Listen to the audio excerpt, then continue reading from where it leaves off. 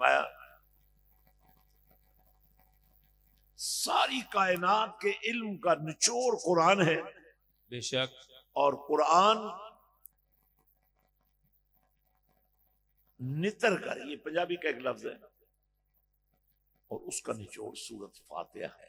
بے شک، اور آپ کی نماز کی ہر رکعت میں سورت فاتحہ کا پڑھنا ضروری ہے۔ ہم پڑھتے ضرور ہیں لیکن پتہ نہیں چلتا پڑھا کیا ہے۔ پہلی آیت سے لے کر آخری آیت تک پڑھیے گا، اور میں آخری دو آیتوں کی طرف آپ کی توجہ دلانا چاہتا ہوں۔ اہدنا الصراط المستقیم، یا اللہ ہمیں سیدھا راستہ دکھا۔ وہ کیا ہے سیدھا راستہ؟ فرمایا صراط الذین انعمت علیہم، اللہ اکبر، وہ لوگ جن پر اللہ نے انعام کیا ہے۔ تو آنکھ بھی تو نعمت ہے، آپ سب انعام یافتہ تو ہیں، لیکن بات آنکھ کا نہیں ہے، بات آنکھ کی نہیں ہے، بات دماغ کی نہیں ہے، بات ہاتھ کی نہیں ہے، بات گرفت کی نہیں ہے، بات رفتار کی نہیں ہے، بات اس خاص اللہ کے انعام کی ہے جس کا ذکر قرآن نے کیا ہے۔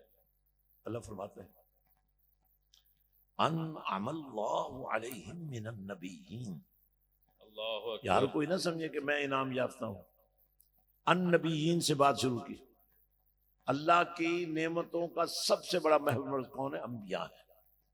النبیین والصدیقین، جو نبوت کے ساتھ رہتے ہیں صدیقین ہیں، والشہداء، اور جو فیضان نبوت پر جانے نثار کر دیتے ہیں، سبحان اللہ، والصالحین، جو اپنی زندگی کو سراپا سیرت رسول میں ڈھال لیتے ہیں۔ اللہ اکبر، فرمایا وحسن اولئک رفیقا، تم بھی بڑے دوست ڈھونڈتے پھرتے ہو، بڑے دعوے کرتے ہو، لیکن فرمایا ان جیسا دوست تمہیں کہیں سے نہیں مل ہائے سکتا۔ ہائے ہائے، یہ ہر نماز کے اندر ہم اللہ سے التجا کرتے ہیں، اور پھر باہر جا کر ہمیں پتہ نہیں چلتا کہ ہم نے مانگا کیا تھا، ہمیں ملا کیا ہے۔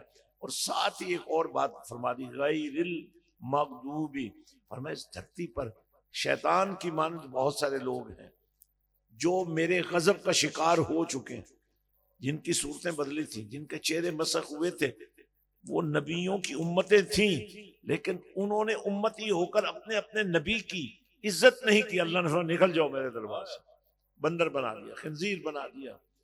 لیکن جب باری آئی نا تیرے اور میرے نبی کی، اللہ اکبر، تو کافر، مکے کے کافر آ کر کہتے تھے، باقاعدہ یہ کہتے تھے، اے محمد صلی اللہ علیہ وسلم، ہم نے پڑھا ہے پہلی کتابوں میں جن لوگوں نے نبیوں کو نہیں مانا ان کی شکلیں بگڑ گئیں، لیکن ہم پر تو کوئی عذاب ہی نہیں آ رہا ہے۔